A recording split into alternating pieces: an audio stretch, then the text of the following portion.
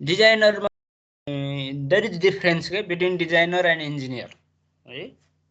हुन त अब इन्जिनियर पनि डिजाइनर हुन सक्छ, तर he should have certain attitudes, character के डिजाइनरमा चाहिँ एउटा सर्टेन क्यारेक्टर हुन जरुरी छ। ती मध्येको एउटा क्यारेक्टर चाहिँ क्रिएटिभ थिङ्किङ हैन, कुनै पनि चिजलाई क्रिएटिभ वेबाट थिङ्क गर्ने क्यापासिटी चाहिँ डिजाइनरमा हुनुपर्छ हैन। अब पहिला पहिला के थियो भने डिजाइनर भनेको थोरै मान्छे मात्र हुन्थे के इन्डस्ट्रीमा, थोरै मान्छेले मात्र डिजाइन गर्थे, अरू सबैले चाहिँ उसैको डिजाइन फलो गर्ने, डिजाइनमा धेरै इम्फेसिस दिइन्थेन, क्रिएसनमा समथिङ न्यू क्रिएसनमा चाहिँ इम्फेसिस दिइन्थेन।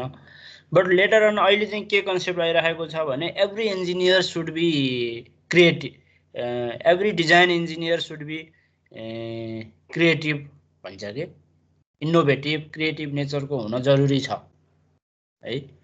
अनि बल्ल उसले बनाएको डिजाइन चाहिँ तपाईको बेटर भोलि मार्केटमा चाहिँ त्यसले चाहिँ राम्रो इन्फ्लुएन्स पार्न सक्छ भन्ने थिङ्किङ छ के। एभ्री इन्जिनियरमा चाहिँ त्यो क्यारेक्टर हुन जरुरी छ भन्ने अहिलेको लेटेस्ट थिङ्किङ चाहिँ त्यो हो हैन। उसको आफ्नै क्रिएटिभिटी हुनुपर्छ के है। अर्काले अरूले क्रिएसन गरिदिएको बनाउने मात्र होइन कि आफूभित्र पनि त्यो एबिलिटी, त्यो क्यापासिटी राख्नुपर्छ, सो द्याट उसको डिजाइन चाहिँ राम्रो हुन्छ, बन्छ भनिन्छ हैन। त्यो उसको एबिलिटी चाहिँ उसले आफ्नो डिजाइनमा चाहिँ युज गर्नु पर्यो के, क्रिएटिभिटी चाहिँ युज गर्नु पर्यो। ती कुराहरू भनेको छ यहाँ इन्ट्रोडक्सनमा हैन। अब पहिला पहिला के भनिन्थ्यो भने सबै मान्छे क्रिएटिभ हुन सक्दैन हैन। यो भनेको एउटा by birth, one of the मान्छेले चाहिँ बाइ बर्थ नै लिएर आउने एउटा क्यारेक्टर हो हैन भन्ने चलन थियो के हैन। कोही मान्छे कोही क्रिएटिभ हुन सक्छ, कोही चाहिँ सक्दैन, हुनै सक्दैन भन्ने कन्सेप्ट थियो पहिला हैन। अब कसरी क्रिएसन गर्ने भनेर सिकाउन पनि सकिँदैन, यसरी क्रिएसन गर्ने हो भनेर सिकाउन पनि सकिँदैन, त्यो उसैमा डेभलप हुनुपर्छ, उसैले ट्राई गर्नुपर्छ इन्डिभिजुअलले नै भन्ने कन्सेप्ट थियो पहिला। तर अब अहिले आएर फेरि यो क्रिएटिभिटी पनि वान अफ द टिचेबल स्किल हैन, सिकाउन पढाउन सकिन्छ यो पनि भन्ने कन्सेप्ट चाहिँ इमर्ज भइराखेको छ हैन। जस्तै अरू सब्जेक्ट जसरी हामीले पढाउन सक्छौँ, यो कसरी क्रिएसन गर्ने भन्ने कुरा पनि हामीले सिकाउन सक्छौँ है टु अ स्टुडेन्ट भन्ने कन्सेप्ट आइरहेको छ हैन। क्रिएसन गर्नको लागि तपाईले इन्भाइरोमेन्ट बनाउन सक्नुहुन्छ, मान्छेलाई क्रिएटिभ बनाउनलाई तपाईले ट्रेन गर्न सक्नुहुन्छ भन्ने कन्सेप्ट आइरहेको छ के। साइकोलोजिकल्ली हैन फिजियोलोजिकल्ली चाहिँ तपाईले ट्रेन गर्न सक्नुहुन्छ भन्छ है अहिलेको थ्योरीले। अब models of brain and creativity हैन, अब क्रिएसन भन्ने कुरा ब्रेनले गर्ने हो हैन। अब यो ब्रेनको धेरै स्टडी भइरहेको छ हैन, त्यसबाट धेरै कुराहरू आइरहेका छन्। Model of level of mind भन्छ कि, तीनटा लेभलमा हुन्छ माइन्ड भन्छ हाम्रो माइन्ड चाहिँ, conscious mind, preconscious mind, subconscious mind हैन। यो तीनटै माइन्ड हामीले चलाउन सक्यौँ भने चाहिँ हामी क्रिएटिभ भन्छौँ के हैन। एउटा माइन्डले मात्र चाहिँ हामी हुन सक्दैनौँ है, कन्सियस माइन्डले मात्र पनि पुग्दैन, प्रिकन्सियस माइन्डले मात्र पनि पुग्दैन, एउटा कुनैले मात्र पुग्दैन के। टु अर मोर माइन्ड्सहरू तपाईँले एट अ टाइम एकैचोटि फेरि है, एकचोटि एउटा अर्कोचोटि अर्को होइन, तीनटै माइन्ड चाहिँ तपाईँले एक्टिभेट गर्न सक्नुभयो भने चाहिँ हामी चाहिँ क्रिएटिभ हुन सक्छौँ भन्छ है। अब कन्सियस माइन्ड भनेको चाहिँ बुझ्नुहुन्छ होला हैन, हामीले कन्ट्रोल गर्न सक्ने, कन्ट्रोलेबल हुन्छ यो चाहिँ हैन। यसको स्मल स्टोरेज क्यापासिटी भन्छ के, जस्तै दिनभरि हामीले धेरै काम गर्छौँ तर बेलुका सबै काम सम्झिन सक्दैनौँ नि, सबै एभ्री सेकेन्ड एभ्री मिनट त सम्झिन सकिन्न नि हैन। भनेको मतलब अब यसको स्टोरेज क्यापासिटी चाहिँ कम हुन्छ। त्यो टाइममा त्यो मोमेन्टमा चाहिँ यसले काम गर्छ हैन। लेटर अन चाहिँ अब यसको मेमोरी कम हुने भएको हुनाले बिर्सिन्छ कन्सियस माइन्ड। अब प्री कन्सियस माइन्ड चाहिँ फेरि त्यस्तो हुन्न, अपोजिट हुन्छ है, लङ टर्म मेमोरी हुन्छ। तपाईँले कति वर्षपछि पनि यु क्यान मेमोराइज है। तपाईँले जस्तै एउटा फिल्म हेर्नुभयो, जुन फिल्म तपाईँले सपोज 10 इयर्स अगो हेर्नुभएको थियो भने पनि यु क्यान, तपाईँले सम्झना आउँछ नि होइन, यो मैले त यो हेरिसकेको फिल्म पो हो त, अब यो पछि यो हुन्छ होइन। द्याट वे तपाईँले सम्झिनुहुन्छ नि फिल्मलाई होइन। That is due to the working of preconscious mind है। यसको एकदम लङ टर्म स्टोरेज हुन्छ। त्यसैले अब अर्को सबकन्सियस माइन्ड भन्ने हुन्छ होइन। सबकन्सियस माइन्ड भनेको चाहिँ तपाईँको अब यो कसरी बुझाउने,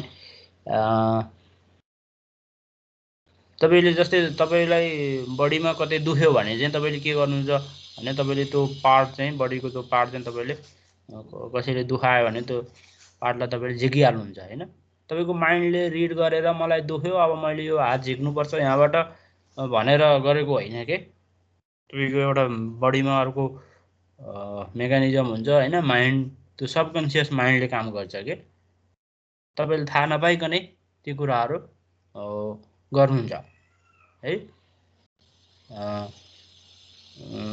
तपाईँलाई थाहा हुँदैन तर तपाईँले चाहिँ त्यो काम गरिराखेको हुनुहुन्छ होइन। जस्तै तपाईँ सुतेको बेलामा कसैले बोलायो भने बोल्नुहुन्छ होइन। अनि तर भोलिपल्ट सोध्यो भने फेरि मैले बोलाएको थिएँ नि भन्यो भने त यु क्यानट रिमेम्बर क्या फेरि होइन। त्यस्तो खालको माइन्डलाई चाहिँ तपाईँ सबकन्सियस माइन्ड भनिन्छ। अब यो तिनटै माइन्डको एक्टिभ रिलेसन छ होइन, वान विथ एनदर। अब यो धेरै कुराहरू छन् छन त, यो सबै कुराहरू अब घरमा हेर्नुहोस् होइन, रमाइलो छ छनलाई। मैले चाहिँ अब यहाँनिर क्रिएटिभिटीलाई चाहिँ हामीले प्रब्लम सल्भिङमा कसरी युज गर्ने त होइन। हाम्रो डिजाइनरको मेन टास्क भनेको त how to solve a problem होइन, अप्टिमल्ली होइन, अप्टिमाइज वेबाट हामीले प्रब्लमको सोल्युसन दिनु पर्यो। डिजाइनिङ भनेको त त्यही नै हो। त्यसको लागि हाम्रो क्रिएटिभिटीको रोल के हुन्छ त भन्ने कुरा हो। अब क्रिएटिभ थिङ्कर्स भनेको छ होइन। क्रिएटिभ थिङ्कर्स चाहिँ अरू मान्छेभन्दा फरक कसरी हुन्छ त भन्दाखेरि who can get a lot of ideas के होइन। जस्तै कसैले पोएमहरू लेख्न सक्छ, नयाँ नयाँ पोएम क्या, फेरि अरूको कपी गर्ने होइन नि फेरि। क्रिएसन भनेको त सम सुड बी नोभेल भनेको न्यू है, नयाँ हुनु पर्यो। तर कसैले कवि पोएम लेख्नै सक्दैन होइन, अरू लेख्नै खोज्दैन, उसलाई मनै लाग्दैन होइन। टु डिफ्रेन्ट पिपल भयो नि त। वान इज क्रिएटिभ थिङ्कर भयो भने अर्को भएन। त्यसैले जसले धेरै आइडियाजहरू जेनेरेट गर्छ अर फेरि कसैले के गर्छ भने आइडिया त पुरानै हो होइन, पुरानै आइडियाहरू मिलाएर सिन्थेसाइज भन्छ, मिलाएर नयाँ चिज, नयाँ तरिका, नयाँ मेथड, नयाँ टेक्निक तपाईँले पत्ता लगाउनु भयो भने पनि द्याट इज अल्सो क्रिएसन है। तपाईँले चाहिँ जस्तै कुनै मेसिन बनाउनु भयो, त्यो मेसिन कुन मेटेरियलबाट बनाउनु भयो त तपाईँले देखेकै मेटेरियलबाट बनाउनु भएको हो नि त, अर्को प्लानेटबाट ल्याएर नयाँ बनाउनु भएको त होइन। देखेकै मेटेरियल, अरूले नसोचेको, अरूले याद नगरेको अरू पत्ता नलागेको कुरा तपाईँले फाइन्ड आउट गरेको हो होइन। त्यसैले existing knowledge, existing technology, existing मेटेरियलबाटै तपाईँले समथिङ न्यू वे आउट दिनुहुन्छ भने पनि द्याट इज ए क्रिएसन है, त्यो पनि क्रिएसन हो। अब क्रिएटिभ पर्सनले के गर्छ भन्दाखेरि कुनै पनि अब्जेक्टलाई प्रब्लमलाई चाहिँ उसले चाहिँ ब्रेकडाउन गर्छ कि हैन, त्यसलाई सानो सानो प्रब्लममा ब्रेकडाउन गर्छ अनि इन्डिभिजुअल प्रब्लमको एनालाइसिस गर्छ एट फर्स्ट, इन्डिभिजुअल एलिमेन्टको, इन्डिभिजुअल कम्पोनेन्टको, अनि पछि ती सबै एनालाइसिस गरिसकेपछि बल्ल एज अ होल कम्प्लिट मेसिनको कम्प्लिट प्रब्लमको सोलुसनतिर लाग्नुहुन्छ के। पहिला चाहिँ डेप्थमा जानुहुन्छ एट फर्स्ट हैन, सानो सानोले सानो सानो लेभलमा जाने, अनि एभ्री एलिमेन्ट्सको तपाईँले सोलुसन फाइन्ड आउट गरेपछि बल्ल तपाईँले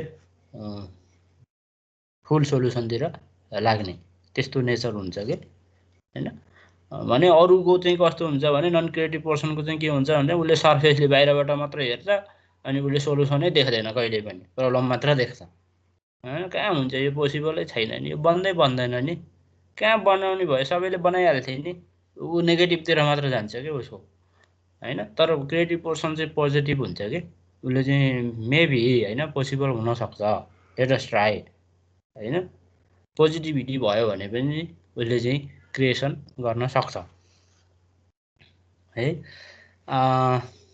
अब पहिला एउटा थ्योरी थियो कि क्रिएसन भनेको अल अफ सडन हुने हो हैन, कहाँ कहिले हुन्छ भन्ने कुरा चाहिँ भन्न सकिँदैन, तर इट टेक्स प्लेस स्पोन्टेनियसली हैन भन्छ कि, भन्थ्यो पहिला त्यो कन्सेप्ट थियो हाम्रो। बट अहिले चाहिँ के भन्छ भन्दाखेरि अल अफ सडन भन्दा पनि it is the result of effort हैन। तपाईँले कन्टिन्युसली त्यसमा थिङ्किङ गरेको भएर हैन, टाइम दिएको भएर त्यो तपाईँले त्यो रिजल्ट आएको हो हैन। तपाईँले थिङ्किङ नगरेको भए, टाइमै नदिएको भए त त्यो रिजल्ट कसरी आउँछ र हैन। So it is slow and deliberate process हैन। क्रिएसन भन्ने कुरा पनि हामीले बाहिरले हेर्दा त्यस्तो देखे पनि it slow and deliberate process हो। यसलाई हामीले इन्हान्स गर्न, कल्टिभेट गर्न सक्छौँ, स्टडी गर्न सक्छौँ यो प्रोसेसलाई, यस्तो प्र्याक्टिस पनि हामीले गर्न सक्छौँ, अरूलाई प्र्याक्टिस गराउन सक्छौँ भन्ने अहिलेको नयाँ कन्सेप्ट छ है। अब क्रिएसन भनेको के हो त भन्दाखेरि थाहा नभएको कुरा पछि थाहा पाउनु हो कि हैन। त्यो कुरा थियो, नभएको होइन, तपाईँले थाहा नपाउँदैमा त्यो चिज नभएको भन्ने त होइन नि, त्यो चिज यहीँ एभाइलेबल पोसिबल थियो हो, तर जस्ट तपाईँले थाहा नभएको मात्र त थियो हैन। त्यसैले थाहा नभएको चिज थाहा पाउनु नै क्रिएसन हो भन्छ कि हैन। अर तपाईँले amorphous idea into well structured idea भनेको मतलब आइडिया त थियो, तर अब त्यसलाई कम्बाइन गरेर सिन्थेसाइज गरेर त्यसको आउटपुट आउँछ भन्ने चाहिँ थाहा थिएन। पछि चाहिँ कसैले क्रिएसन गरिदिएपछि तपाईँलाई थाहा भयो कि यो पनि पोसिबल रहेछ हैन। ती कुराहरू चाहिँ अब यसमा लेखेको छ, यो 6.2 मा हेरौँ, पढौँ। अब aids in creative thinking, creative थिङ्किङलाई के कुराहरूले हेल्प गर्छ त हैन। क्रिएटिभ थिङ्किङलाई के कुराले एसिस्ट गर्छ त भन्दाखेरि चाहिँ यहाँ नम्बर वाइज दिएको छ, डेभलप अ क्रिएटिभ एटिच्युड हैन। तपाईँसँग अलिकति कन्फिडेन्स पनि हुनु पर्यो कि। जस्तै एउटा चिज कुनै एउटा मेसिन डिजाइन गरिसकेको मान्छेले अर्को मेसिन डिजाइन गर्न जति कन्फिडेन्स देखाउँछ, फर्स्ट टाइम डिजाइन गर्न बसेको मान्छेले त्यति कन्फिडेन्स देखाउन सक्दैन, कन्फिडेन्सै हुँदैन उसले हैन। मैले क्रिएसन गर्न सक्छु या सक्दिनँ हैन। जस्तै पोइम लेखिरहेको मान्छेले अर्को एउटा पोइम लेख्नलाई उसलाई गाह्रो मान्दैन के। बट कहिले पनि नलेखेकोले हैन फर द फर्स्ट टाइम लेख्न बसिराख्यो भने उसलाई त अब कन्फिडेन्सै आउँदैन हैन, उसले ट्राई नै गर्दैन। त्यसैले डेभलप अ क्रिएटिभ एटिच्युड भन्छ के। अब एटिच्युड हामीसँग कन्फिडेन्स, सेल्फ कन्फिडेन्स भन्छ, त्यो चाहिँ हामीले डेभलप गर्नु पर्यो के है। भनेको मतलब अब हामी रिजल्ट नआइन्जेलसम्म हामी मोटिभेट हुँदैनौँ होइन। तपाईँ डिजाइन गर्न बस्नुभयो तर अब त्यो डिजाइन सक्सेस हुन्छ कि हुँदैन यु डोन्ट नो होइन। त्यस्तो बेलामा तपाईँको कन्फिडेन्स हुँदैन कि जब तपाईँको कुनै कुराको डिजाइन चाहिँ सक्सेस हुन्छ नि होइन होइन। अब जस्तै यही कोरोना भाइरसको हेर्नुहोस् न भ्याक्सिन कसैले नबनाउँदासम्म चाहिँ हाम्रो पनि कन्फिडेन्स थिएन अब यो कहिले बन्ने हो नो होइन, कसैलाई थाहा छैन अब यो यस्तै हो भन्ने थियो। अब कसैले बनाइदिइसकेपछि त ए ओहो अब चाहिँ बन्छ है, अब बनाउँछन् सबैले बनाउँछन् त्यो बनाएको देखेर। त्यसैले त्यसैले it is about the environment, it is about the एटिच्युड है। अनलक योर इमेजिनेसन भन्छ होइन। अब हाम्रो दिमागमा के हुन्छ भने के भन्ने त्यसलाई लक लगाएको हुन्छ क्या हाम्रो दिमाग। भनेको मतलब अब जस्तै एउटा इक्जाम्पल अब पहिला चाहिँ तपाईँको सबै भेकलहरू चाहिँ फरवार्ड मात्र गुड्ने हुन्थ्यो कि ब्याक गियरको कन्सेप्ट थिएन। मैले यो भनिसकेँ पनि होला। अब जब त्यो अटोमोबाइलको कम्पनीको साउले चाहिँ अब गाडी चाहिँ पछाडि पनि गुड्ने बनाउनुहोस् भनेर भन्दाखेरि चाहिँ अब सबै इम्प्लोइहरूले चाहिँ हाम्रो हाम्रो बोस चाहिँ अब जे पनि बोल्न थाल्यो होइन, इम्पोसिबल कुराहरू गर्न थाल्यो भने के सबै इम्प्लोइले। बट लेटर अन त त्यो त पोसिबल त भयो होइन। त्यसैले हाम्रो दिमागलाई नै अलिकति के अरे बोर्ड बनाउनु पऱ्यो कि होइन। यहाँ भनेको छ कुनै पनि क्वेसन आइसकेपछि, प्रब्लम आइसकेपछि त्यसको वाइ होइन, त्यो किन आयो त त्यो प्रब्लम, वाइको एन्सर खोज्नु पऱ्यो क्या तपाईँले। वाट इफ यस्तो भएको भए चाहिँ यो के हुन्थ्यो होइन, यस्तो किन भयो, कुनै पनि कुराको चाहिँ तपाईँले जिज्ञासा भनौँ न, क्युरियोसिटी चाहिँ थप्नुभयो, थप्दै जानुभयो र एन्सर खोज्दै जानुभयो भने चाहिँ तपाईँ चाहिँ अगाडि बढ्नुहुन्छ होइन। तपाईँले अब कुनै कुरा हुन्छ भने अब त्यो कसरी हुन्छ, किन हुन्छ, यो यसबाट किन भएन भनेर तपाईँले त्यतातिर सोच्नु भएन भने चाहिँ फेरि तपाईँको माइन्ड चाहिँ के भयो, त्यो चाहिँ लक भयो कि अगाडि बढ्न सक्नु भएन। त्यसैले अनलक योर इमेजिनेसन भन्छ कि है। अब त्यो अनलकिङको लागि गेमहरू नै हुन्छ कि यो हाम्रो माइन्डलाई चाहिँ तपाईँको थट गेमहरू हुन्छ नि होइन। उसले चाहिँ तपाईँको इमेजिनेसनलाई चाहिँ क्रिएटिभिटीलाई सार्प गरिदिन्छ कि गेमहरू खेल्छ क्या माइन्डलाई ट्रेन गर्नलाई, so that he can be imaginable or creative है। त्यसै गरी बी पर्सिस्टेन्ट भन्छ। पर्सिस्टेन्ट भनेको के हो भन्दाखेरि तपाईँ बनाउन बस्नुभयो, तपाईँ एउटा इक्जाम्पल भनौँ न, पोएम लेख्न बस्नुभयो तर पोएम राम्रो बनेन, कसैलाई सुनाउन मिल्ने नै भएन भने तपाईँले अब नेक्स्ट टाइम के हुन्छ, झन् मलाई आउँदैन भन्नुहुन्छ, ट्राई नै गर्नुहुन्न होइन होइन। तपाईँले चाहिँ के गर्नु पऱ्यो भने रिजल्ट जस्तो आए पनि कन्टिन्यू गर्नु पऱ्यो कि। बी पर्सिस्टेन्ट भनेको कन्टिन्यू हुन पऱ्यो, डिस्कन्टिन्यू चाहिँ हुन भएन। आज एक दिन बस्यो अनि फेरि छोड्यो अनि फेरि 2 वर्षपछि एक दिन ट्राई गर्यो, त्यसरी चाहिँ हुँदैन होइन। आज नभए भोलि, भोलि नभए पर्सि, बट आई विल डु भन्ने चाहिँ हुनु पऱ्यो कि। त्यसलाई हामी बी पर्सिस्टेन्ट भन्छ। पर्सिस्टेन्ट हुनु पऱ्यो है। अब यहाँ एउटा इक्जाम्पल छ, त्यो ब्याम्बोको एउटा फिलामेन्ट होइन, लाइट बल्बको फिलामेन्ट चाहिँ ब्याम्बोबाट पनि पोसिबल भयो कि होइन। त्योभन्दा पहिला चाहिँ अब 6000 मेटेरियल्सहरू चाहिँ उसले ट्राई गरेको थियो अरे हेर्नु। 6000 मेटेरियल्सहरू ट्राई गर्दाखेरि उसलाई कति बोर लागेको थियो होला होइन। 6000 मेटेरियल्स ट्राई गरिसक्यो, यो अझै रिजल्ट आएको छैन। लास्टमा चाहिँ उसले चाहिँ ब्याम्बोबाट चाहिँ तपाईँको लाइटको बल्ब चाहिँ बनाउनको सक्सेस भयो। त्यसैले it is about giving time के। तपाईँ चाहिँ कतिको प्यासन छ त तपाईँमा होइन। प्यासन भयो भने चाहिँ तपाईँ अगाडि रिजल्ट आउन सक्छ। अब डेभलप एन्ड ओपन माइन्ड भनेको छ होइन। ओपन माइन्ड भनेको चाहिँ तपाईँ के भन्ने,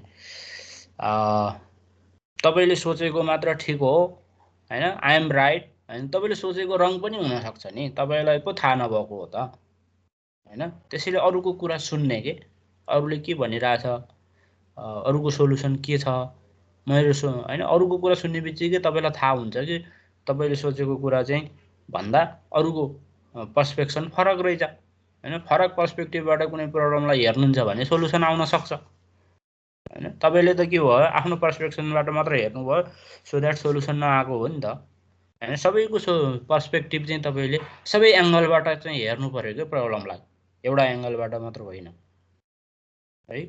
त्यसलाई चाहिँ हामी डेभलप एन ओपन माइन्ड, तपाईँको माइन्डलाई वाइड बनाउनु पर्यो हैन। आई एम राइट हैन, मैले तपाईँलाई तपाईँको मिस्टेक त थाहै हुँदैन नि। अब सस्पेन्ड योर जज भन्छ। अब हाम्रो चाहिँ कस्तो हुन्छ भने कसै डिसिजन लिइहाल्ने के हैन। हाम्रो प्र्याक्टिस चाहिँ केही कुरा सुन्यो, केही कुरा बुझ्ने बित्तिकै oh this is good this is bad भनेर डिसिजन लिइहाल्ने। अब त्यो बानी चाहिँ हटाउनु पर्छ के हैन।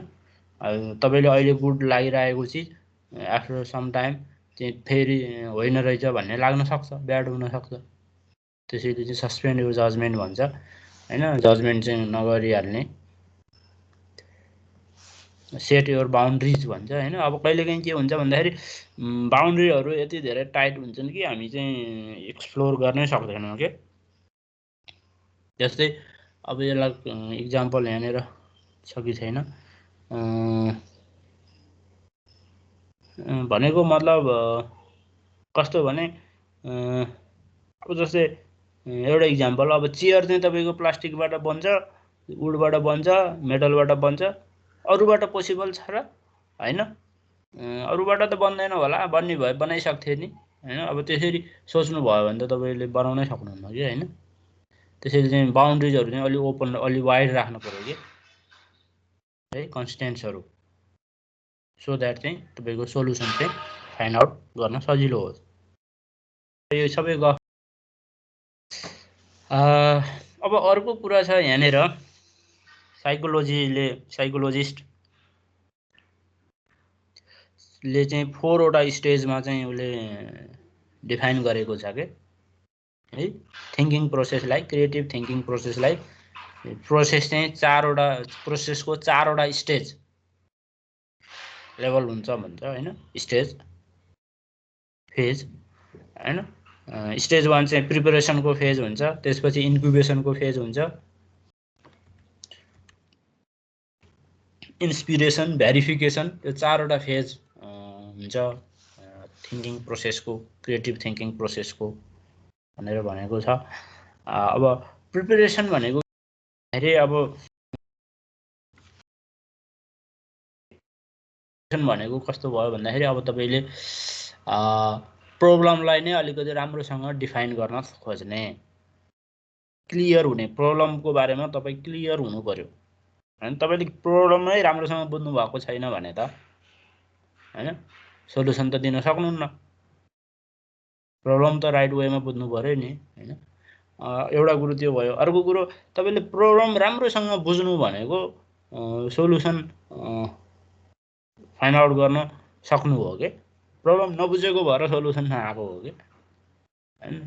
रियल प्रब्लम के हो बुझ्नुभयो भने हैन तपाईँको सोलुसन आउँथ्यो नि त। जस्तै अहिले कोरोनाको भ्याक्सिन चाहिँ तपाईँको कोरोनाको क्यारेक्टर नबुझेको भएर त्यसको भ्याक्सिन बनाउन गाह्रो भएको हो नि त।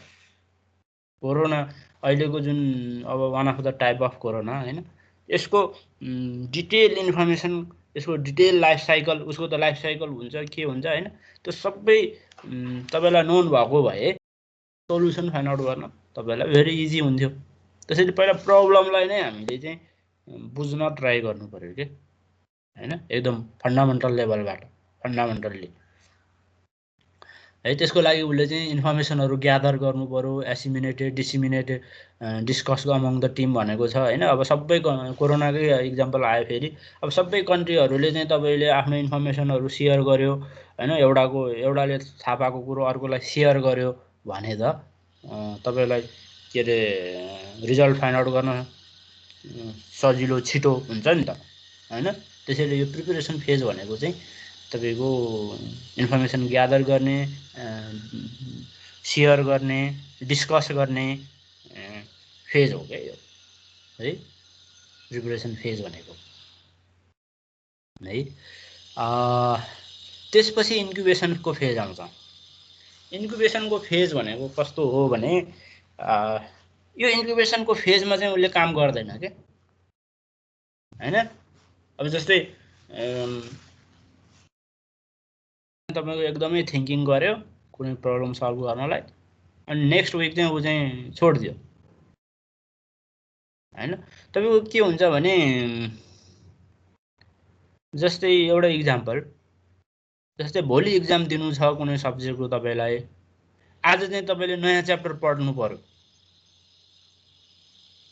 हैन, कम्प्लिटली न्यू के कहिले नपढेको च्याप्टर आज पढ्नु पर्यो भोलिको इक्जामलाई भने अब तपाईले पढ्नै सक्नुहुन्न के त्यो नयाँ च्याप्टर। तपाईको माइन्ड यति प्रेसर फिल हुन्छ कि हैन, नयाँ कुरो तपाईले क्याच गर्नै गाह्रो हुन्छ है। त्यसैले के भनिन्छ भने इन्क्युबेसन पिरियड पनि चाहिन्छ हैन, फ्री टाइम के इन्क्युबेसन भनेको फ्री, तपाईले त्यतातिर नसोच्ने, अरु कुरो गेमहरु खेलेर बस्ने, बुझ्नुभयो नि, कुनै पार्टीमा जाने भनेको त्यतातिर तपाईले सोच्न छोड्दिनु भयो भने पनि त्यसले पनि तपाईलाई चाहिँ के रे क्रिएसनमा हेल्प गर्छ, बुझ्नुभयो नि। अब कसरी हेल्प गर्छ त भन्दाखेरि तपाईको माइन्ड त के हुन्छ, कुनै पनि प्रब्लमको सोलुसन यसरी पोसिबल छ, यो चाहिँ छैन भन्ने एउटा माइन्डमा एउटा सेट भएको हुन्छ के तपाईको माइन्ड त सेट भएको हुन्छ, यो पोसिबलै छैन अब यो किन गर्ने, पोसिबल छैन भन्ने मात्र हुन्छ। अब त्यही तपाईले पोसिबल छैन भनेको कुरा पोसिबल हुन पनि त सक्छ नि, तपाईको माइन्डले पोसिबल छैन भनिराखेको छ, बट रियालिटीमा त्यही कुरा पोसिबल हुन पनि त सक्छ, तपाईको माइन्डले पोसिबल छैन पो भन्यो त तपाईलाई, तर पोसिबल हुन पनि सक्छ। त्यसैले अब अर्को एंगलबाट हेर्नको लागि त तपाईले के गर्नु पर्यो भन्दा त्यो पोसिबल छैन भन्ने जुन तपाईको माइन्डमा थियो एउटा सेट भएको त्यसलाई डिलिट गर्नु पर्यो नि त पहिला। तपाईको माइन्डमा जे कुरा सेट भएको छ त्यो डिलिट गर्नु भयो भने बल्ल पोसिबल छ भन्ने एंगलबाट हेर्न थाल्नुहुन्छ नि त तपाईले हैन। अर्को डाइरेक्सनबाट हेर्नको प्रब्लमलाई अर्को डाइरेक्सनबाट हेर्नको लागि त तपाईको पहिला भइराखेको डाइरेक्सनलाई डिलिट गर्नु पर्यो के। त्यस्तो डिलिट गर्नको लागि यो इन्क्युबेसन पिरियडले चाहिँ हेल्प गर्छ के है। सुनिरहनु भएको छ सर? हजुर सर। यस्तै गफ हो हैन। अब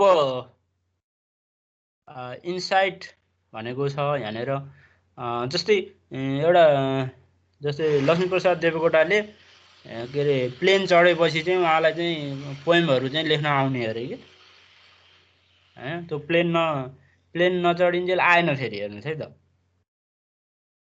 हेर्नुस् है। त्यसैले चाहिँ इनसाइट भनेको अब अलग सडेन आउने कुरा हो हैन हुनलाई। अब के भन्ने त्यसलाई, तपाईले नसोचेको कुरा हैन, नसोचेको कुरा पछि पोसिबल देख्नु भयो हैन, सोच्दै नसोचेको हुँदैन भनेको कुरा, हुँदैन भन्ने लागेको कुरा पछि चाहिँ तपाईले चाहिँ हुन्छ भन्ने लाग्यो भने दैट इज कल्ड इनसाइट है। त्यसको लागि पनि इनसाइटको लागि पनि यो इन्क्युबेसन पिरियड चाहिँ हेल्पफुल हुन्छ। अब यसमा प्रिकन्सियस माइन्डले काम गर्ने हो के त्यतिखेर चाहिँ, प्रिकन्सियस माइन्डले, नत्र भने हाम्रो कन्सियस माइन्डले डोमिनेट गर्छ के अरु माइन्डलाई हैन। अरु माइन्डलाई चाहिँ युज गर्नको लागि चाहिँ हाम्रो कन्सियस माइन्डलाई चाहिँ तपाईले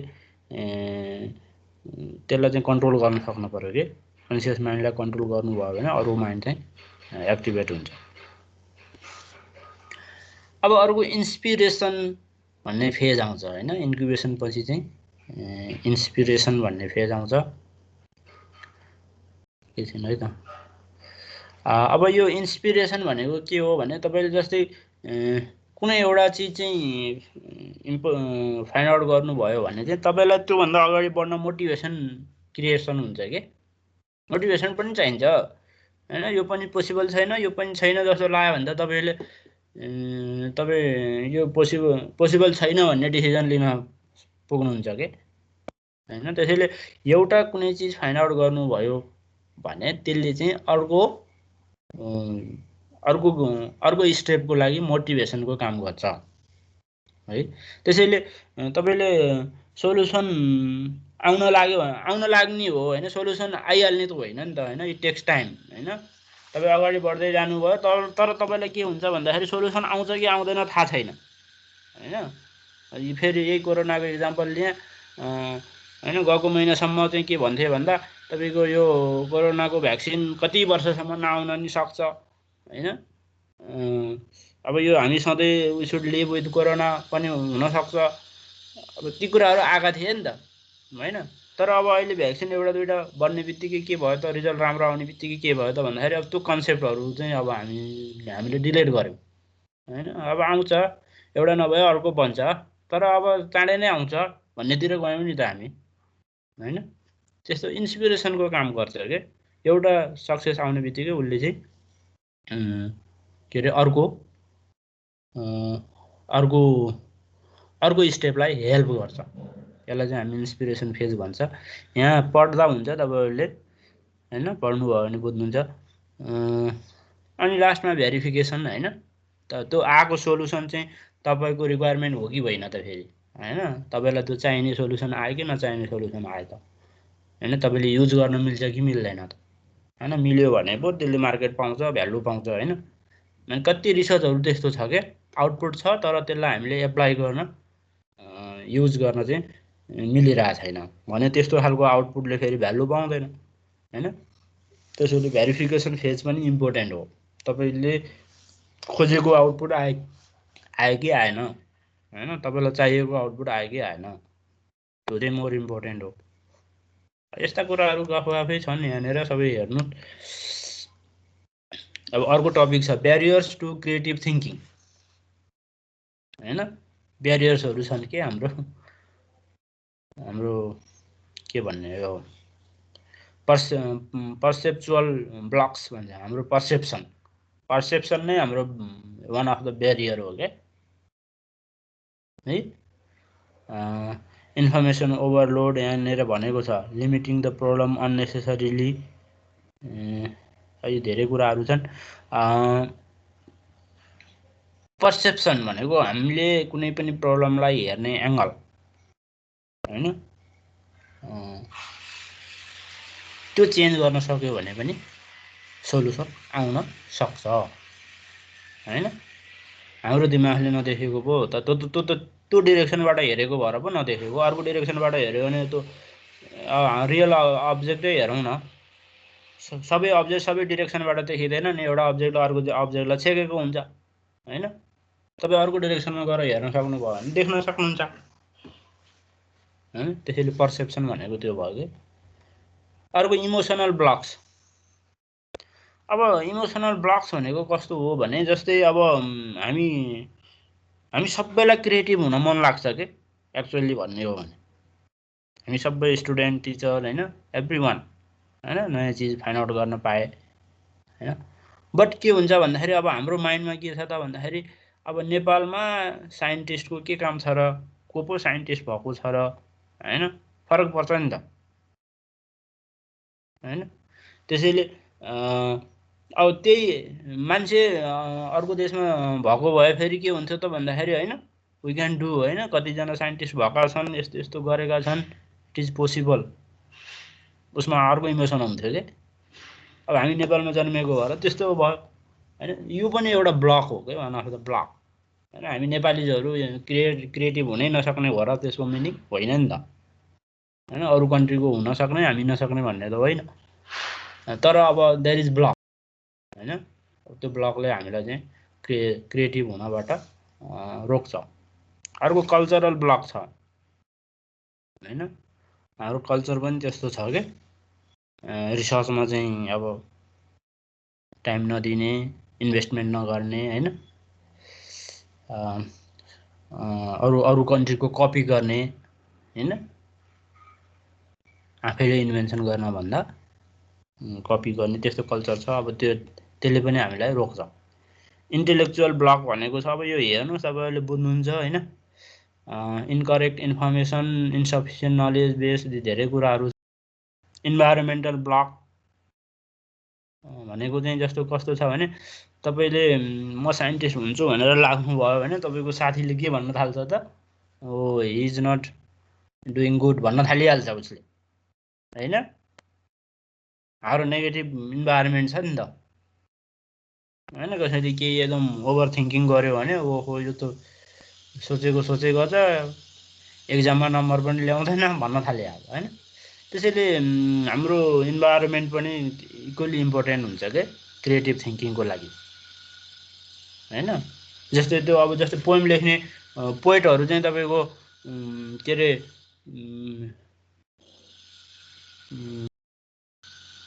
रिभर साइडमा जाने हैन, बगैँचामा जाने हैन, त्यो इन्भाइरोमेन्ट पनि नेसेसरी छ क्या। अदरवाइज तपाईको अब के अरे घरमा बसेर क्रिएसन चाहिँ गाह्रो हुनसक्छ। उसलाई नेचर हैन बाहिर इन्भाइरोमेन्टमा गयो भने, नेचुरल इन्भाइरोमेन्टमा गयो भने क्रिएसन चाहिँ उसलाई सजिलो हुन्छ। त्यो साँच्चै रियल्ली इम्पोर्टेन्ट चिज हो कि फर ए क्रिएसन इन्भाइरोमेन्ट पनि है। फिजिकल इन्भाइरोमेन्ट यो क्रिटिसिजम भनेको छ हैन। हेर्नुहोस् बुझिन्छ। यस्तै गफ छ यो च्याप्टरमा। अब यहाँ 6 की क्वेसन्स भनेको छ हैन, 5 वाइज भनेको छ कि। जस्तै why has the machine stopped भनेको हैन, a fuse blew because of fan overload भन्यो हैन। Why was there an overload किन भयो त भन्दाखेरि inadequate lubrication for the bearing. अनि why wasn't there enough lubrication, फेरि त्यसको पनि क्वेसन के, the lubricant pump was not working. Why was not the pump working भनेको वाइ एन्ड वाइ, एटलिस्ट 5 वटा वाइ क्वेसन चाहिँ तपाईले एन्सर दिन सक्नुभयो भने चाहिँ तपाई प्रब्लमको सोलुसनतिर पुग्नुहुन्छ भनेर अब यस्तो कुराहरू दिएको छ। हेरौँ अब यो डाइटरकै बुकबाट हो। सुनिरहनु भएको छ है?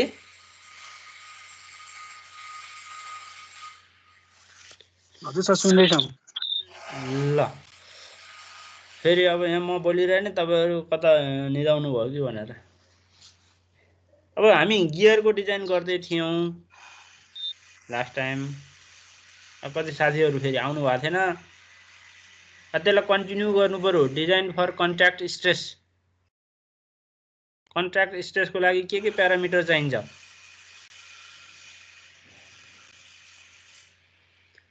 बेन्डिङको लागि चाहिँ हामीले ज्योमेट्री फ्याक्टर हैन, अनि अरु के थियो, एउटा ज्योमेट्री फ्याक्टर अनि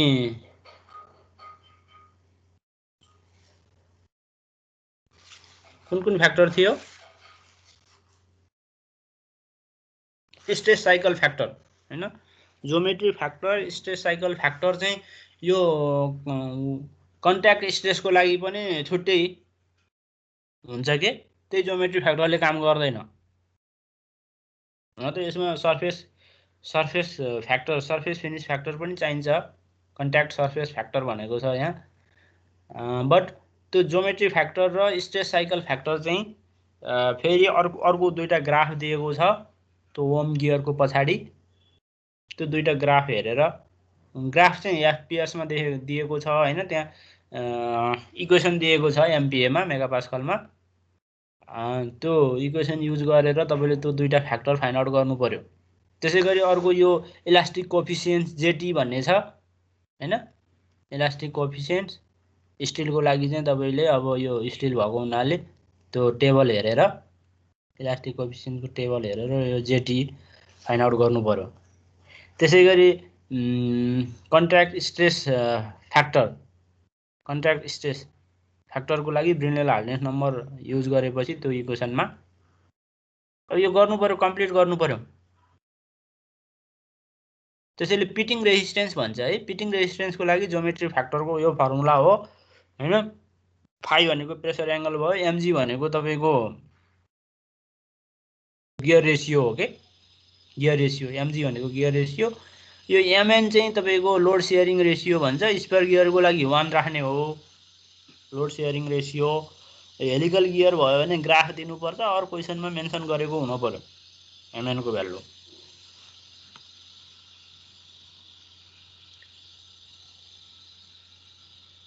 अब यो त बेन्डिङको भयो हैन।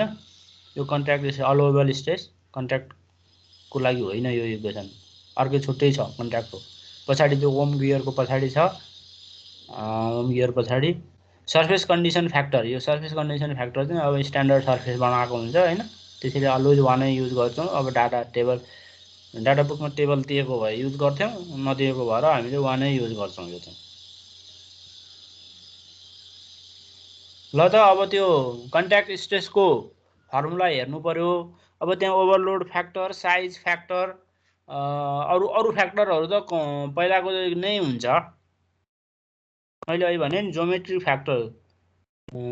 फ्याक्टर र स्ट्रेस साइकल फ्याक्टर चाहिँ फेरि छुट्टै ग्राफ, छुट्टै टेबल हेर्न पर्छ कन्ट्याक्ट स्ट्रेसको लागि। ल हेरौँ त डाटा बुक हेरौँ।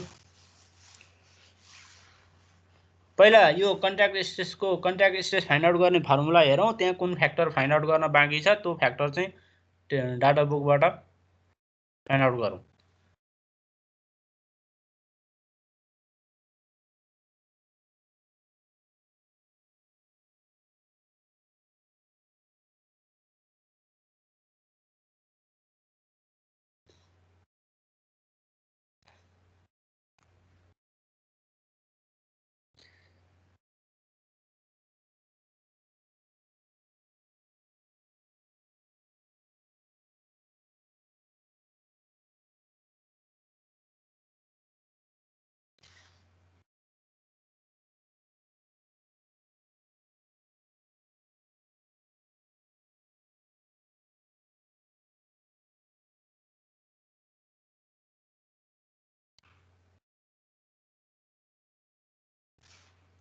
मैले यहाँ पनि सोलुसन पनि छ। यहाँ हेर्नुस् त, यो कन्ट्याक्ट फ्याटिक स्ट्रेन्थको यो फर्मुला युज गर्नु पर्यो, 644 आउँछ। स्ट्रेस साइकल फ्याक्टर यो फर्मुला युज गर्नु पर्यो।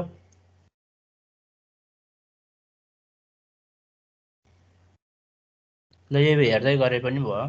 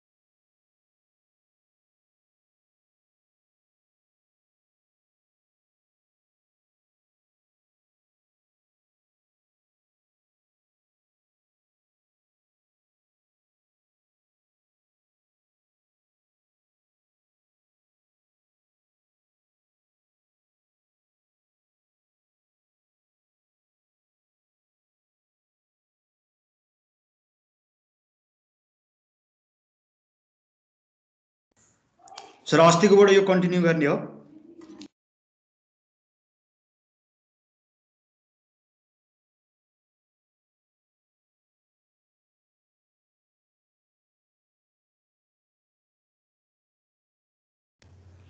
त्यही अस्तिकै क्वेसन हो नि त्यो कन्ट्र्याक्ट स्ट्रेसको हामीले गरेका थिएनौँ नि।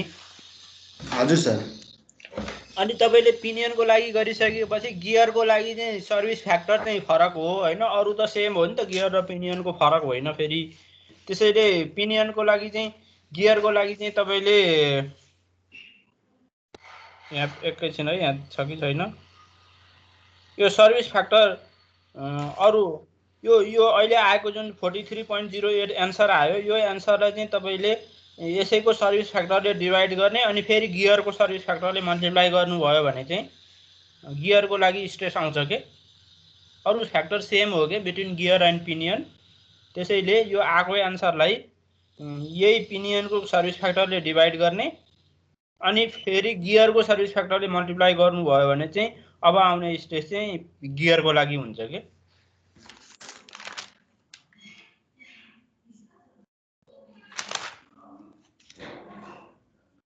सर अनि ज्योमेट्री फ्याक्टर पनि चेन्ज गर्नु पर्ला नि त?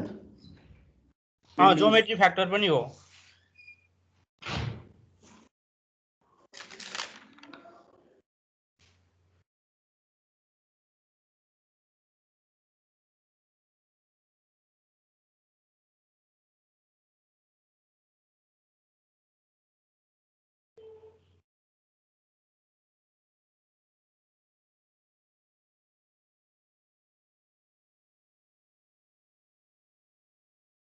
एकैछिन है।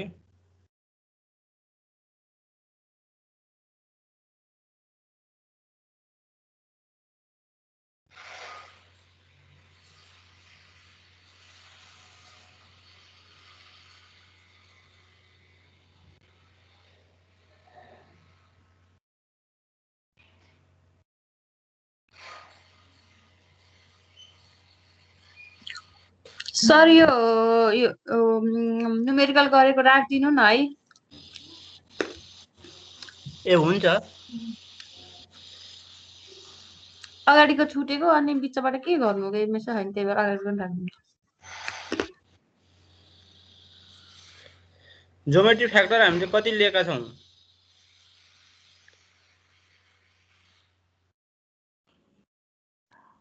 ज्योमेट्रीको 0.38 सर। अर्को गियरको लागि 0.38 हो सर गियरकै लागि। पिनियनको 0.33 फरक थियो है। हजुर सर। गियरको 36.73 आयो सर मेरो सिग्मा जी। यहाँ त 502 आएको छ। मैले चाहिँ त्यो हाम्रो मेन भ्यालु छैन सर सिग्माको फर्मुला। यो त कन्ट्र्याक्टको भयो, यो त कन्ट्र्याक्ट कुनको कन्ट्र्याक्टको कि बेन्डिङको फर्मुला छ नि सर। ए बेन्डिङको भन्नुभएको? हजुर त्यसमा कति आयो अरे? 36.73। यी ठिक छ, 37 अराउन्ड 37 छ। हजुर सर। सर्भिस फ्याक्टर फरक हुँदो रहेछ। ल सर्भिस फ्याक्टर एउटा के अरे यो ज्योमेट्री फ्याक्टर त्यो र अर्को पनि दुईटा फरक भएको छ साइज फ्याक्टर।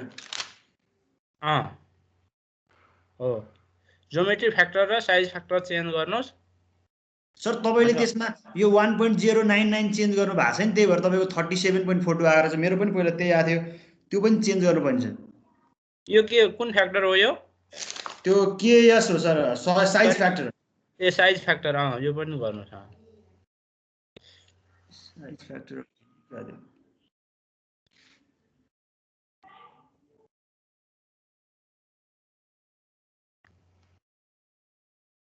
ल यो हेर्दै गर्नुहोस् न।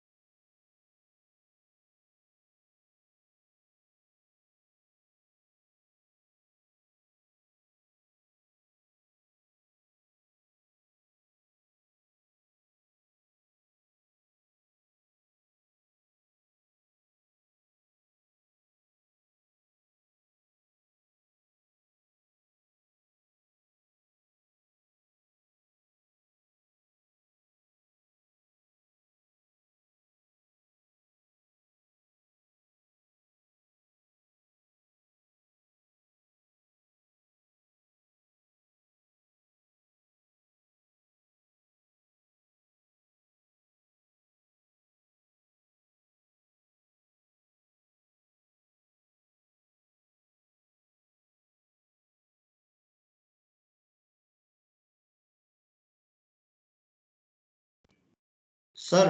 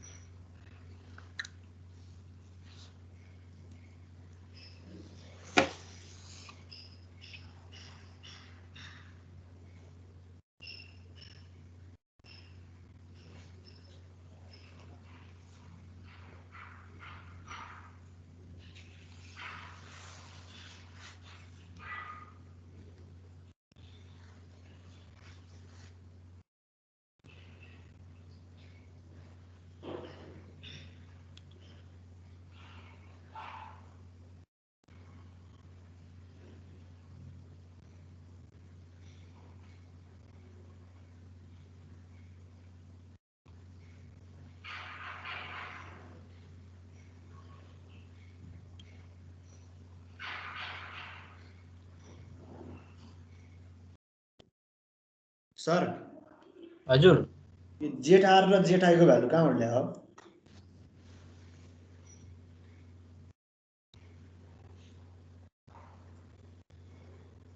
जेट आर भन्नाले कहाँनिर छ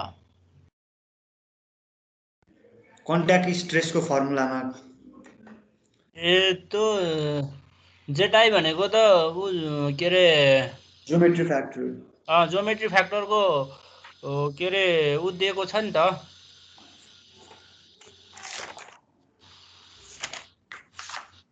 म हेर्छु है त डाटा बुक अच्छा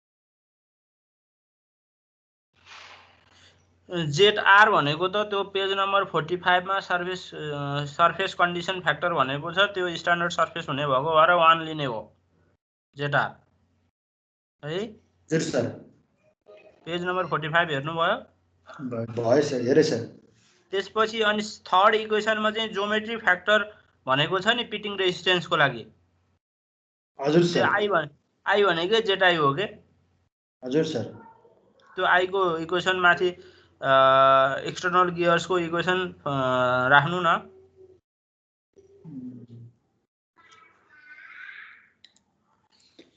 सर अनि हामीले केएस को भ्यालु राखेको छ नि 1 यसमा त्यो 1 हामीले अगाडि त 1 निकालेको छैन जसलाई अगाडि हामीले बेन्डिङ स्ट्रेसलाई नि 1 नै हालेर रहेछौँ तर हाम्रो भ्यालु चाहिँ अर्कै आछ जस्तो लाग्छ के 1.075 आछ 1.07 राख्नु नि त कति आउँछ धेरै फरक आउँदैन होला हस् सर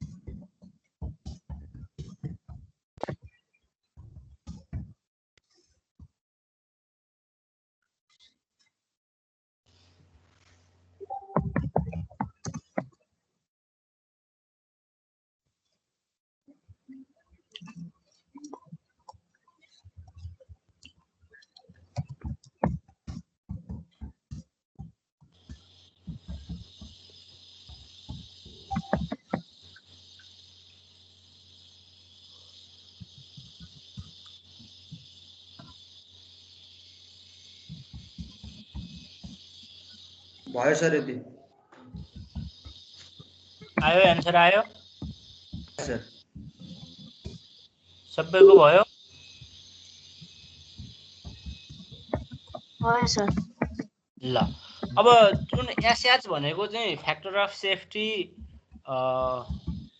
के रे फर पिटिङ फेलियर भयो एसएच लेखेको छ नि एच भनेको तपाईको पिटिङ वेयरको केसमा हो अनि त्यसै गरी एफ लेखेको चाहिँ फेरि factor of safety due to bending failure त्यो दुईटा फरक छ है अब हामीले कम्पेयर गर्ने हो के यहाँनिर factor of safety SF for gear तपाईको जस्तै 5.81 आयो एसएफ फर गियर 5.81 आयो अनि त्यसै गरी SH for pinion SH factor of safety due to contact stress for pinion चाहिँ 1.37 आयो हैन अब यो त्यसै गरी गियरको पनि फाइन्ड आउट गर्नुपर्छ है हामीले। यो लास्टमा लेखेको एसएच फर गियर हो, त्यहाँ पी भएछ लास्ट, एसएच फर गियर हो त्यो हैन। त्यसै गरी गियरको पनि आउँछ, पिनियनको पनि आउँछ, बेन्डिङको पनि, गियरको पनि आउँछ, पिनियनको पनि आउँछ हैन। बेन्डिङबाट आएको फ्याक्टर अफ सेफ्टी चाहिँ डाइरेक्ट युज गर्ने।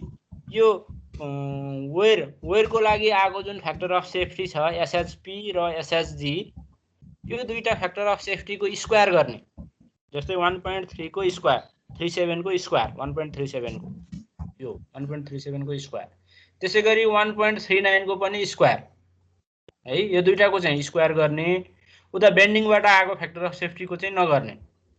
अनि गरी यो चारवटा भ्यालु आयो हैन, फ्याक्टर अफ सेफ्टी नै चारवटा आयो नि त। बेन्डिङबाट पिनियन एन्ड गियरको, वेयरबाट पिनियन एन्ड गियरको, यसको हामीले स्क्वायर गरेका छौँ। यो चारवटा भ्यालु मध्ये मिनिमम चाहिँ कुन आयो ल भन्नुहोस् त? मिनिमम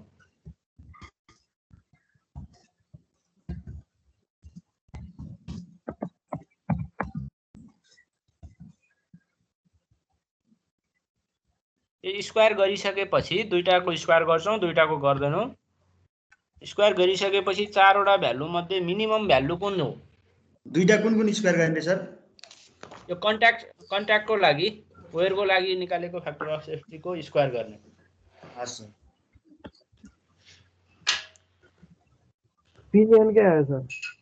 हजुर पिनियन त हो। अब बेन्डिङको कि वेयरको? वेयरको आयो सर। ल भनेपछि तपाईको यो गियर सेट चाहिँ तपाईको फेलियर चाहिँ सबभन्दा पहिला हैन। यो चारवटै फेलियर एट अ टाइम हुँदैन नि है, बुझ्नुभयो नि। एकैचोटि चारवटा फेलियर त हुँदैन, एउटा फेलियर हुने हो हैन। अब कुन फेलियर हुन्छ त त्यो भनेर हामीले त्यो फ्याक्टर अफ सेफ्टी कम्पेयर गर्दाखेरि मिनिमम चाहिँ के आयो त भन्दाखेरि एसएचपी हैन, पिनियनको वेयरबाट चाहिँ फेलियर हुन्छ यसको यो गियर सेटमा भनेर हामीले चाहिँ फाइन्ड आउट गर्यौं है। क्वेशनमा चाहिँ व्हाट इज द थ्रेट भनेर सोध्छ के, threat to gear set failure भनेर सोध्छ। तपाईको फेलियर भइहाल्यो भने केबाट हुन्छ भनेर सोधेको हो त्यो। हामीले चाहिँ पिनियनको फेलियर हुन्छ, वेयरबाट हुन्छ भनेर चाहिँ एन्सर लेख्नु पर्यो।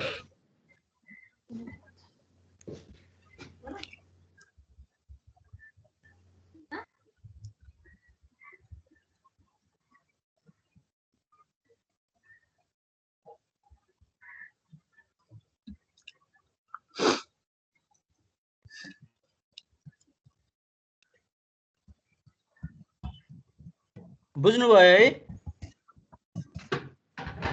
यस सर। अब कहिलेकाहीँ अब अर्को क्वेशन चाहिँ कस्तो हुन्छ भने तपाईलाई फेरि एउटा गियर सेट दिन्छ तपाईलाई, भनेको मतलब गियरको मोड्युल, त्यसको डाइमेन्सन, मटेरियल हैन, अनि फ्याक्टर अफ सेफ्टी पनि दिन्छ। हेर्नुस् है त, फ्याक्टर अफ सेफ्टी पनि दिन्छ। Factor of safety find out गर्नु पर्दैन त्यसमा। बट के सोध्छ त भन्दाखेरि त्यो गियर सेटले कति पावर ट्रान्समिट गर्न सक्छ भनेर सोध्छ। हेर्नुस् है त, त्यो चाहिँ हाम्रो सिग्लेको बुकमा वर्कआउट इक्जाम्पलमा गरिदिएको छ। अनि तपाईले फ्याक्टर अफ सेफ्टीको भ्यालु राख्ने हैन। फ्याक्टर अफ सेफ्टी जस्तै यो इक्वेसनमा, यो कन्ट्याक्ट स्ट्रेसको इक्वेसनमा यो फ्याक्टर अफ सेफ्टी दिनु भनेको मतलब यो 1.37 दियो क्वेसनमा भनेको मतलब तपाईले सिग्मा सी फाइन्ड आउट गर्न सक्नु भयो नि हैन, हो कि होइन? यस सर। अनि यो सिग्मा सी को भ्यालु यो माथिको इक्वेसनमा लएर राख्नु भयो भने, यो माथिको इक्वेसनमा लएर राख्नु भयो भने डब्ल्युटी फाइन्ड आउट गर्न सक्नु भयो नि त। यस सर। डब्ल्युटी फाइन्ड आउट गर्नु भनेको त आरपीएम दिएको छ भने त तपाईले त्यसले ट्रान्समिट गर्ने पावर फाइन्ड आउट गर्न सक्नु भयो नि त हैन? भनेपछि अब यो पिनियनको टुथको वेयरबाट चाहिँ एउटा पावर आउने भयो, गियरको टुथको वेयरबाट अर्को पावर आउने भयो, त्यसै गरी बेन्डिङबाट पनि पिनियनको एउटा गियरको अर्को 4 वटा पावर आउँछ के त्यहाँबाट तपाईले त्यो 4 वटा पावर मध्ये चाहिँ मिनिमम भ्यालु चाहिँ तपाईले चुज गर्ने र त्यो गिवन गियर सेटले ट्रान्समिट गर्न सक्ने पावर भनेकै त्यही मिनिमम भ्यालु हुन्छ एज अ एन्सर लेख्ने है। अरु प्रोसेस सेम हो, फरक त्यति मात्र हो। यसमा चाहिँ पावर दिएको थियो, factor of safety find out गरेर तपाईले डिसिजन लिनुभयो। त्यो क्वेशनमा चाहिँ फ्याक्टर अफ सेफ्टी दिएको हुन्छ सबैको हैन। अनि फ्याक्टर अफ सेफ्टी दिइसकेपछि तपाईले यो स्ट्रेस फाइन्ड आउट गर्न सक्नुहुन्छ। स्ट्रेसको भ्यालु यो इक्वेसनमा राखेपछि पावर आउँछ अनि 4 वटा पावर मध्ये मिनिमम भ्यालु अफ पावर चाहिँ इज द एन्सर भनेको त्यति पावर चाहिँ त्यो गिवन गियर सेटले ट्रान्समिट गर्न सक्छ भनेर तपाईले कन्क्लुजन लेख्ने हो। बुझ्नुभयो है? यस सर।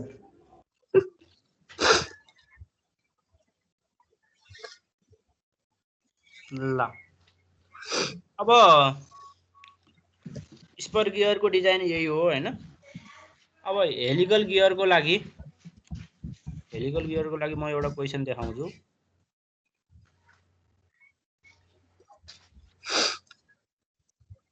एकैछिन है त, म यहाँ क्वेशन देखाउन लागिरहेको छु। मनिषा म्युट गर न।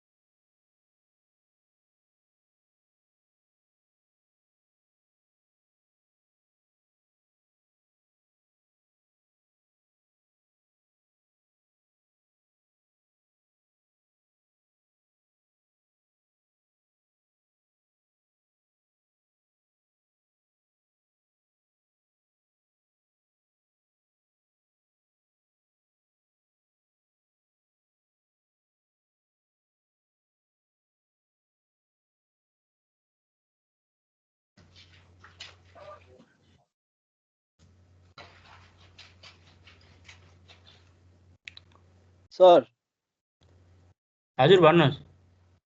सर त्यो अघि क्वेसनमा नि हजुर के रे त्यो फ्याक्टर अफ सेफ्टी आउँछ 4 वटा हैन। हजुर त्यो 4 वटालाई नै स्क्वायर गर्नुपर्छ कि दुईटा मात्र गर्ने हो? वेयरको लागि आगोलाई स्क्वायर गर्ने, अर्कोलाई नगर्ने अनि कम्पेयर गर्ने। बेन्डिङको आगोलाई चाहिँ गर्नु पर्दैन? बेन्डिङबाट आगोलाई गर्नु परेन। वेयरबाट आगोलाई कम्पेयर गर्ने अनि त्यसपछि त्यो 4 वटामै कम्पेयर गरेर गर्ने हैन भ्यालुले के आन्सर लेख्दाखेरि। वेयरबाट आगो दुईटालाई स्क्वायर गर्ने अनि त्यसपछि चाहिँ 4 वटालाई नै कम्पेयर गर्ने। हस् हस् हुन्छ सर स्क्वायर चाहिँ अब त्यसको अलिकति लामै थ्योरी छ। अब यहाँ थ्योरी नभनेको मात्र, त्यो बुकमा छ हेर्नुभयो भने त। त्यो अब म्याथमेटिक्स हो हैन, त्यो अलिकति लेन्दी छ के, यसको लामै थ्योरीहरू छ, इक्जाममा नसोध्ने भएर। देख्नुभयो क्वेशन?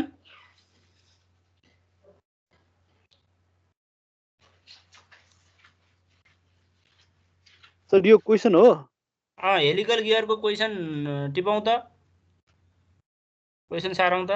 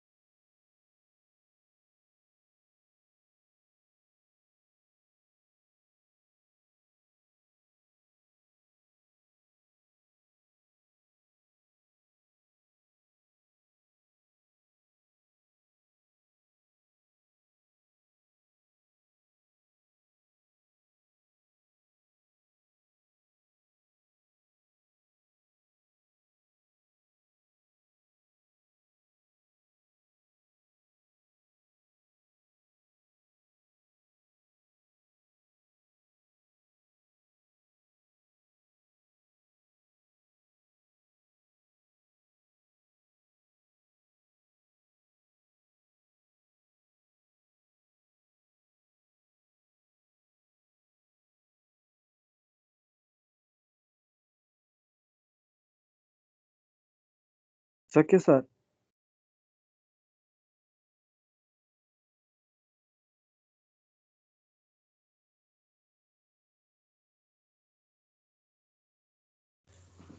अब यो चाहिँ हेलिकल गियरको डिजाइन हो होइन। अब हेलिकल हामीले स्पर गियरमा जुन लोड सेयरिङ रेसियो भनेर एमएनको भ्यालु 1 राखेका थियौँ होइन। यो हेलिकल गियरमा 1 राख्न पाइँदैन के, त्यो ग्राफ हेरेर ग्राफबाट राख्नुपर्ने हुन्छ। हुन त डाटा बुकमा ग्राफ छैन, तर त्यो एउटा ग्राफ इक्जाममा दिन सक्छ के तपाईँलाई। त्यो एउटा ग्राफ दियो भने अरू सबै फर्मुलाहरू चाहिँ हामीले स्पर गियरको जसरी युज गऱ्यौँ तिनै फर्मुलाले काम गर्छ है। अब हेलिकल गियर भएको हुनाले अब त्यो हेलिक्स एङ्गलको कुराहरू आएको छ। तपाईँले फोर्स एनालाइसिस गरेर WT को भ्यालु फाइन्ड आउट गर्न सक्नुहुन्छ है। फोर्स एनालाइसिस गर्यो भने WT आइहाल्छ। अब WT आइसकेपछि अरू सबै इक्वेसनहरू जसरी तपाईँले अब यो जस्तै ओपन क्वालिटी नम्बर 6 भनेको छ होइन, ब्रिनेल हार्नेस दिएको छ, अनक्राउन्ड भनेको छ, 10 to the power 8 साइकल भनेको छ, रिलायबिलिटी, यो सबै जसरी स्पर गियरमा हामीले जुन टेबल डाटाहरू युज गऱ्यौँ फर्मुलाहरू सेम फर्मुला युज गर्ने हो, अरू फरक छैन। अब अर्को कुरा मैले यहाँ भन्नुपर्ने के छ भन्दाखेरि क्वेसनको लास्टतिर चाहिँ find the factor of safety भनेको छ। भनेको मतलब लास्ट क्वेसन जस्तै छ, factor of safety find out गर्ने हो। अफ द गियर्स भनेको छ क्या, यहाँनिर हेर्नुहोस् है त, गियर्स भनेको बोथ पिनियन एन्ड गियर दुइटैको गर्नु पर्यो के। यदि यो लास्टमा गियर्समा यास नभएको भए त्यही तपाईँले पिनियनको गर्नु पर्थेन, गियरको मात्र गर्नु पर्थ्यो है। त्यसै गरी in bending and in wear भनेको मतलब बेन्डिङको 4वटा factor of safety find out गर्नु पर्यो। बेन्डिङको 2टा गियर र पिनियनको लागि, वेयरको 2टा गियर र तर फाइनल इक्जाममा चाहिँ तपाईँको यसरी बेन्डिङ एन्ड वेयर भन्यो भने त क्वेसन त एकदमै लेन्दी हुन्छ। त्यसैले क्वेसन फाइनल इक्जाममा चाहिँ गियर्स नभनिकन पिनियन मात्र भन्न सक्छ, बेन्डिङ एन्ड वेयर नभनिकन वेयर मात्र भन्न सक्छ, अर बेन्डिङ मात्र भन्न सक्छ। त्यो क्वेसन चाहिँ एकदम केयरफुल भएर पढ्ने है यो च्याप्टरको। तपाईँले चाहिँ क्वेसनले चाहिँ पिनियनको मात्र सोधिरहेछ, तपाईँले गियर्सको पिनियनको सबैको गर्न थाल्नुभयो भने त तपाईँलाई टाइम पुग्दैन नि है। बुझ्नुभयो कुरो? बुझ्नु सर। बुझ्नु भएन? हजुर हजुर बुझ्दैछ सर। त्यसै गरी आइडेन्टिफाई द थ्रेड। अब यो थ्रेड भनेको त्यही हो, अब 4वटा फ्याक्टर अफ सेफ्टी मध्ये मिनिमम अब वेयर्स भनेको छ भने स्क्वायर पनि गर्नु पर्यो होइन। के अरे मध्ये मिनिमम कुन छ त्यसले चाहिँ त्योबाट चाहिँ फेलियर हुने चान्स बढी छ भनेर थ्रेडमा चाहिँ हामीले त्यसरी कन्क्लुजन लेख्ने हो। अरू फर्मुला सेम हो। अब यो क्वेसन तपाईँले घरमा गर्नु पर्यो है। हस् सर, एन्सर चाहिँ राखिदिनु भयो भने सर फाइनल एन्सर चाहिँ त्यसमै फोटो खिच क्वेसनमै।